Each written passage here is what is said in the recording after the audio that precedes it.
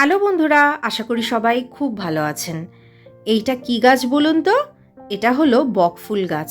অনেক বন্ধুরাই কিন্তু চেনেন না, আবার অনেক বন্ধুরাই চেনেন। এই বকফুল গাছ ছাদ বাগানে রাখার ইচ্ছা আমার অনেক দিনই ছিল। তো সেই ইচ্ছা মতো আমি কিন্তু একটা গাছ এনে একটা 12 ইঞ্চির গ্রো ব্যাগে আপাতত বসিয়ে রেখেছিলাম।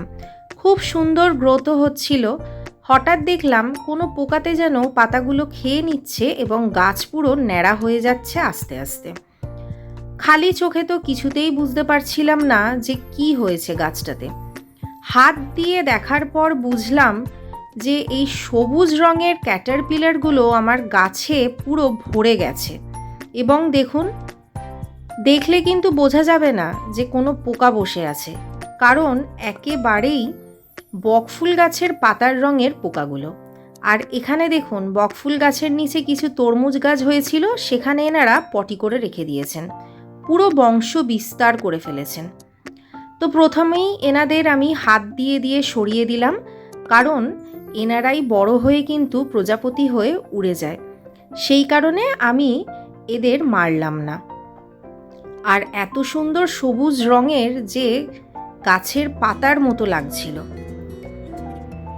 দ্বিতীয়ত আমি এই বকফুল গাছের স্থানচ্যুত করলাম, মানে যেই জায়গায় রাখা ছিল সেখান থেকে সরিয়ে আমি অন্য জায়গায় রেখে দিলাম। বকফুল গাছে কিন্তু খুব ভালো রোদযুক্ত জায়গায় রাখা উচিত, আমার সেখানেই রাখা ছিল। আর সেরকমভাবে কিন্তু কোনো সারের প্রয়োজন পড়ে না, মাটি যদি একবার ভালো করে তৈরি করা থাকে আর একটু গোবর সার আর ভার্মি কম্পোস্ট দিলেই কিন্তু বকফুল গাছ খুব ভালোভাবে হয়। তৃতীয়ত আমি যেটা করলাম, কিছুটা নিম পাতা গুঁড়ো আমি ভিজিয়ে রেখে দিয়েছিলাম এবং সেটা ছেঁকে নিয়ে 5 লিটার জলে গুলে আমি এই বকফুল গাছটাতে পুরো স্নান করিয়ে দিলাম।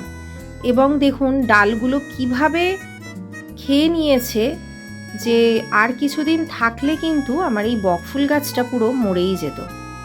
আর হাত দিয়ে একটু ভালো করে জল দিয়ে স্নান করিয়ে দিলাম, যাতে কোনো ডিম থাকলেও যেন গাছ থেকে বেরিয়ে যায় বা নষ্ট হয়ে যায়। আর ফুল সানলাইটে রেখে দেবো।